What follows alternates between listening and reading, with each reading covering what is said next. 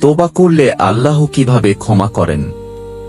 কুরআন ও সহিহ হাদিসের আলোকে হৃদয়স্পর্শী আলোচনা। আসসালামু আলাইকুম ওয়া রাহমাতুল্লাহ। আপনি কি মনে করেন আপনার গুনাহ এত বেশি যে আল্লাহ আর ক্ষমা করবেন না?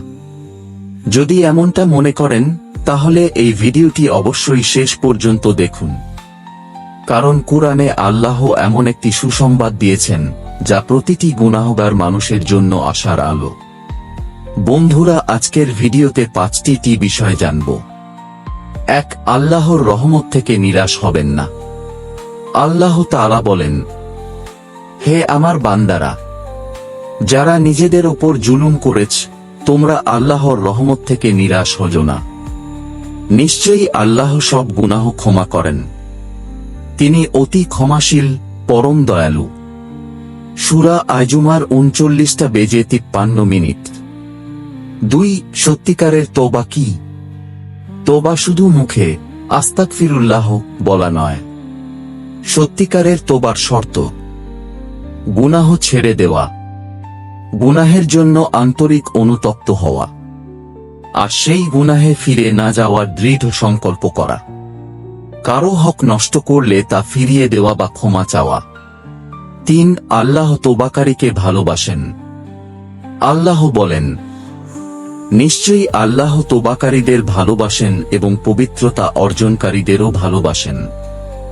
সূরা আল বাকারা 2:22। 4. হাদিসের সুসংবাদ। রাসূল সাল্লাল্লাহু আলাইহি ওয়াসাল্লাম বলেছেন, যে ব্যক্তি গুনাহ থেকে তোবা করে, সে এমন যেন কখনো গুনাহই করেনি। এটি সুনান ইবন মাজাহ হতে বর্ণিত। আলেমদের অনেকে হাদিসটিকে হাসান বলেছেন। 5. কখন তোবা কবুল হয়? রাসূল সাল্লাল্লাহু আলাইহি ওয়াসাল্লাম বলেছেন, আল্লাহ বান্দার তোবা কবুল করেন যতক্ষণ না তার প্রাণ কণ্ঠনালীতে পৌঁছে যায়। জামি আত-তিরমিজি। তাই তোবা দেরি করা উচিত নয়।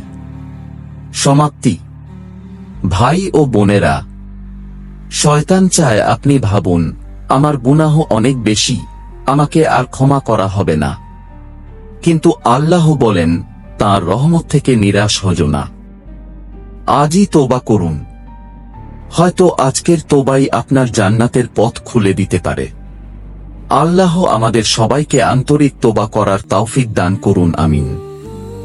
বন্ধুরা, আজকের ভিডিওতে যা শিখলাম তার উপর ভিত্তি করে আল্লাহ তাআলার কাছে তোবা করে সামনে এগিয়ে যাব ইনশাআল্লাহ।